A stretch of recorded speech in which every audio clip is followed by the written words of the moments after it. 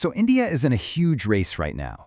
It's racing to become a global leader in the AI revolution. And honestly, this could be a truly transformative moment for the nation.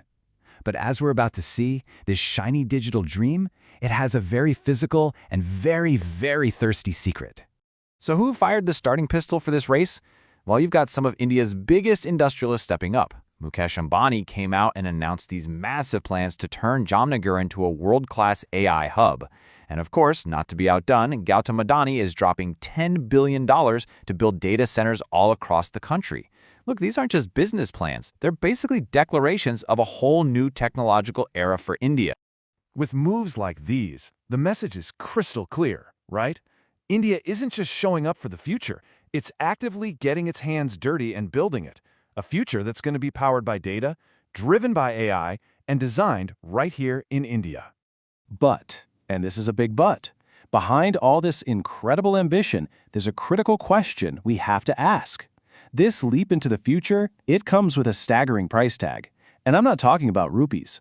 I'm talking about liters of water and megawatts of power. So what is the true cost?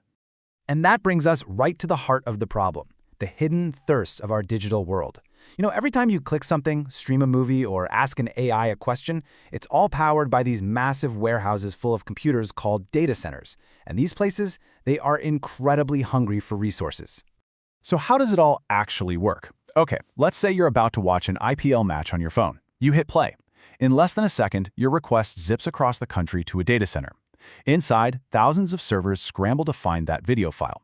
Now here's the crucial part. While they're working, they get incredibly hot, so they have to constantly cool themselves down. Then, the video gets streamed right back to you. Almost every single thing you do online follows a path just like that. To really get a grip on the scale of what's happening, you have to look at the numbers.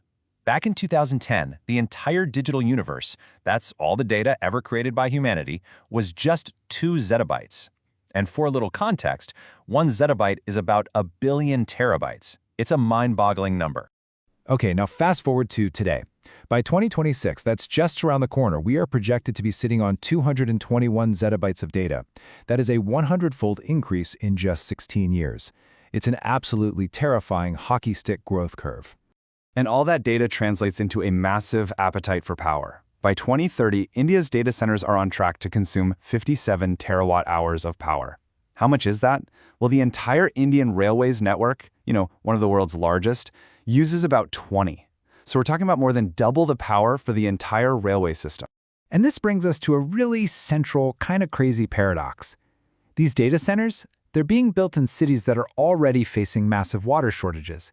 Navi Mumbai has a deficit of 80 million liters per day. Chennai, 713. And Delhi NCR, they're short an astounding 1,100 million liters every single day. We're literally building these water-guzzling facilities right in the middle of a water crisis.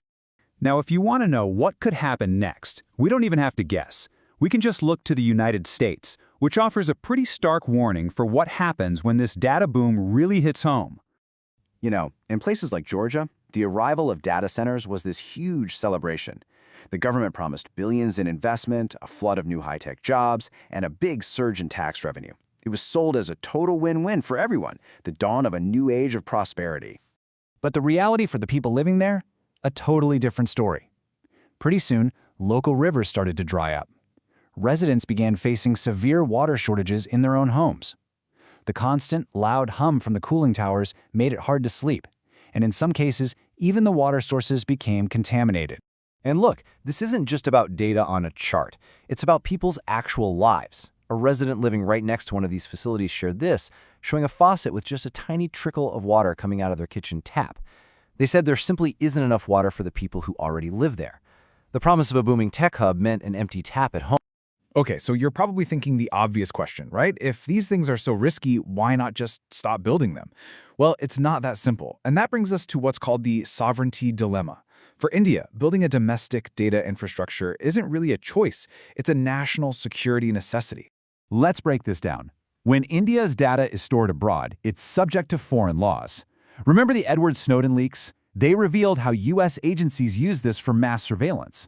If our critical defense data or our financial data for something like UPI is overseas, we are seriously vulnerable. But when that data is stored right here in India, It's protected by Indian law, it's accessible to our own law enforcement, and it secures the entire digital backbone of the country, from UPI to Aadhaar. So it all boils down to this one crucial point. A nation that doesn't own its data cannot own its destiny. In the world we live in today, controlling your own data is absolutely fundamental to being a sovereign nation. We just cannot afford to give that leverage to anyone else. So this leaves us in a really complex position. We have to build these data centers, but we can't afford the devastating environmental costs we've seen in other countries. The only way forward is to forge a sustainable path, one that balances this crucial progress with, preserving our most vital resources. So what does that sustainable path actually look like? Well, here's a potential roadmap. First, the government has got to mandate sustainable water use from day one. That means requiring recycled or gray water for cooling systems instead of pulling fresh, drinkable water from cities that are already thirsty. Second, India needs to go all in on renewables, solar, hydro, wind, to power these centers without wrecking our climate goals. And finally, and this is the most important part, this development has to be citizen-centric. It has to ensure that progress actually improves people's lives, not compromises.